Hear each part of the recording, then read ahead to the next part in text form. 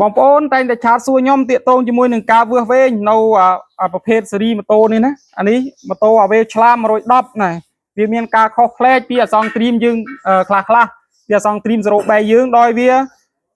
ខ្សែភ្លើងចេញពីវឡងភ្លើងរបស់វាគឺមានរហូតដល់4ខ្សែដោយខ្សែទី1នេះគឺជាខ្សែភ្លើងចូលទៅបំភ្លឺភ្លើងមុខណាដោយវាឆ្លងកាត់យោទៅវានឹងបំភ្លឺភ្លើងមុខខ្សែទី2ជាខ្សែពឿទឹកប៊ីឆ្នោតលឿងជាខ្សែម៉ៃតិច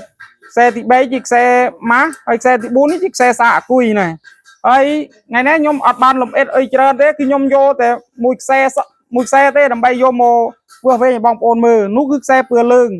ហើយខ្សែពឿលឿងនេះជាខ្សែចូលទៅបំភ្លឺភ្លើងមុខណាបងប្អូនដែលតាមដានដែលចង់តាមដានប្រព័ន្ធបំភ្លឺភ្លើងមុខគឺបងប្អូនអាចមើលវីដេអូនេះបានណាចំពោះការវាស់វែងខ្សែនេះចង់ដឹងថាតើដុំប្រមុំដុំភ្លើងវាខាងក្នុងវានៅប្រើប្រាស់បានធម្មតាឬមួយក៏ខូចគឺបងប្អូនកាច់អូម៉ែត្ររបស់យើង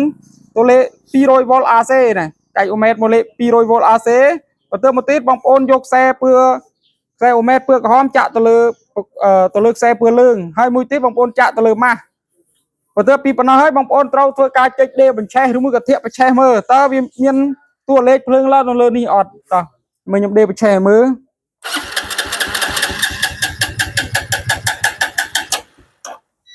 ណោះអូចុច stop អត់ទាន់មកចាំសិនថ្មីដេបញ្ឆេះហើយចាំខ្ញុំចុច stop ឲ្យមើលណោះមានន័យថាភ្លើងរបស់វាគឺឡើងហើយមិញឡើងរហូតដល់ 5.6V AC ទៀតពេលដែលយើងធ្វើការចុចដេដើម្បីឲ្យវឡងវីលណាដើម្បីវឡងវីលគឺវាមានភ្លើងមកហើយមានន័យថាដុំភ្លើងយើងខាងក្នុងនេះគឺនៅប្រើប្រាស់បានធម្មតាហើយអត់មានការខូចខាតទេណាពេលដែលបងប្អូនដឹងប៉ុណ្ណេះហើយគឺងាយស្រួលនឹងបងប្អូនទៅតាមឆែកនៅចំណុចផ្សេងបន្តទៀតដោយបងប្អូនធីបចោលហើយធីបចោលត្រង់ចំណុចដុំភ្លើងនេះបងប្អូនធីបចោលដោយសារបងប្អូនបានពិនិត្យវាជាក់ស្ដែង 100% ហើយថាវាអត់ខូចមានន័យថាបងប្អូនត្រូវទៅតាមដានទៅលើយ៉ូតទៅលើការដាច់ខ្សែឬមួយក៏ទៅលើកុងតាក់ឬមួយក៏ទៅលើអំពូលហេតុអីបានជាវាអត់ភ្លឺណែប៉ុន្តែគឺយើងច្បាស់ 100% ថាដុំភ្លើងរបស់យើងគឺនៅប្រើប្រាស់បានធម្មតាបាទហើយវីដេអូខ្ញុំក៏មានតែប៉ុណ្ណេះឯងបងប្អូនអរគុណច្រើន